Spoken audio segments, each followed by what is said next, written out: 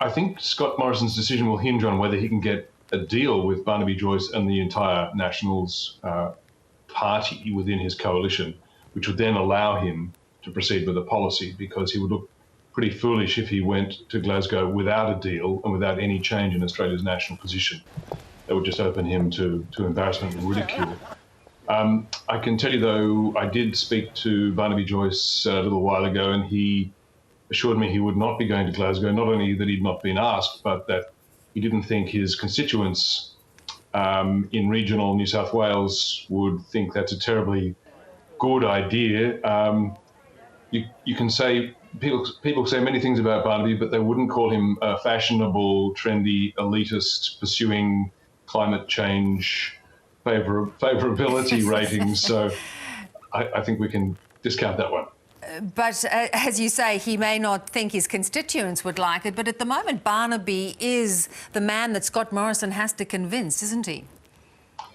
Yes, and Barnaby has to be able to deliver his own party room as well.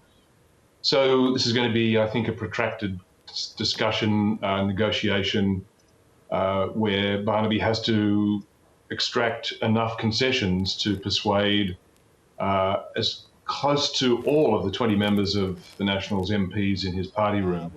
Now, there'll be a lot of speculation, a lot of talk, a lot of excitement between now and next week about the state of their negotiations. But one thing that Barnaby Joyce is very clear about is that there will be no deal between him and Morrison until Barnaby takes any deal before his party room, which is going to happen in Canberra on Sunday. And Joyce said to me that unless and until that happens, there is no agreement at all. So that's what it hinges on. Yeah. The Nationals party room on Sunday agreeing to whatever proposal Morrison and Joyce have been able to cook up between them in the intervening days. Fascinating. In the meantime, world leaders are urging Scott Morrison to be there. Even Prince Charles has weighed in, saying this is a critical moment that we cannot not be part of. Yes, I don't know that the Australian government will pay too much heed to Prince Charles. It is a nice way of putting a little bit more heat on Morrison to attend. But, I mean, really, it will hinge on whether Scott Morrison has a deal to announce and progress to deliver or not. And, you know, you would have to say that based on the way that the Prime Minister himself talks about this and the degree of confidence he has when he says that it's, as he said yesterday, he said it's my job to bring my party together, to bring my government together, to bring Australia together and to deliver a deal. So he has set out the task for himself. So he must be pretty confident of achieving it. Otherwise, he's setting himself up for a pretty abject failure. Yeah. Do you think it gives him a sense that he will improve his positioning at the moment with the Australian public, because it has become such a big issue for more broadly, and this is something that he could potentially deliver on when other Prime Ministers have failed? Well, if he does bring it off, it will be a serious achievement, because any climate change related or energy related policy has been really, you know, a death wish for his four predecessors. So it would be an accomplishment if he can bring it off. Would it improve his standing with the Australian public?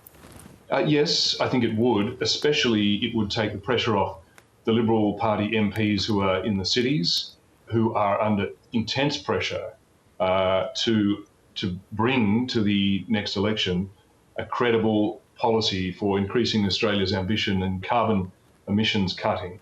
It would save a lot of seats of Liberals in urban Australia, and the National Party can still make, you know, grumpy noises and resistance type sounds and emphasise the pork barrel and investment aspects rather than the climate change aspects, and that product differentiation should, you know, properly handled, allow both the moderate urban Liberals to get re-elected, plus the Nationals to get re-elected as well, emphasising different parts of the same deal. Yeah.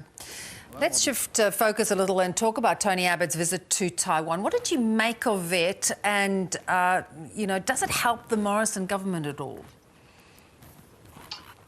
Well, Tony Abbott, I think, is a bit worried about being having his legacy and his history as Prime Minister frozen on the wrong side of history as he now sees it.